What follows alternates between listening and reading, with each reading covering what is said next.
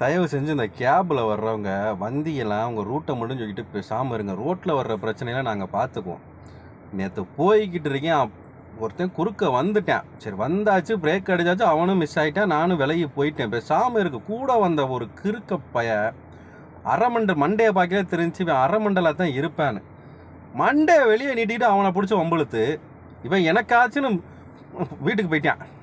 அவன் வண்டி நம்பரை நோட் பண்ணி வச்சு அந்த சந்தை விட்டு நான் தாண்டெல்லாம் வந்து நொறுக்கி போயிட்டாங்க.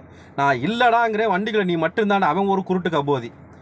வண்டிகளை எத்தனை பேர் இருந்தாங்க ஏது தெரியாமல் ஆளை கூட்டிகிட்டு வந்து என்னையை தூக்கி போட்டுக்கிட்டு மிதிக்கிறான். இவனுக்கு ஃபோனாக போட்டுக்கிட்டு இந்த மாதிரி நீங்கள் பேசுனீங்க இல்லைங்க அடிக்க வரான்னு.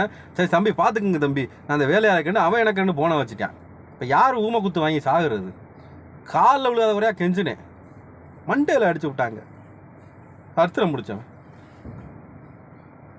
நீ பாட்டுக்கு பேசிட்டு போயிடுற, பரியாம்பலாம் எங்களை தான் போட்டு அடிக்கிறாங்க. ஒன்று வாய இது தெரியும் எனக்கு, வாயை திறந்தாலே இது மாதிரி நடப்பாங்க. சும்மா இருறாங்கிறேன். அவனை கடத்து கத்துறான். சும்மா கத்துனாலும் பரவாயில்ல, ஏதாவது ஏன்டா குறுக்க வந்தேன். அவ ஆத்தா அப்போ வரைக்கும் இழுத்து தட்டினா அப்போ அதை கேட்டே கழுத்தா மட்டையிலே அடிக்கிறான். எங்கே போனாலும் இந்த மாதிரி அவனுக்கு போன் அடிக்கிறேன். அடி வாங்கினதுக்கு அப்புறம் ஐயோ இந்த மாதிரி அடிச்சு விட்டாங்க, நீ பேச வேண்டியதானே அப்படிங்கிறேன். ஏன் தம்பி இந்த பிரச்சனை என்கிட்ட கொண்டாடியா அப்படிங்கிறேன். இவன் சும்மா இருந்தாலும் இந்த பிரச்சனை வந்திருக்குமா?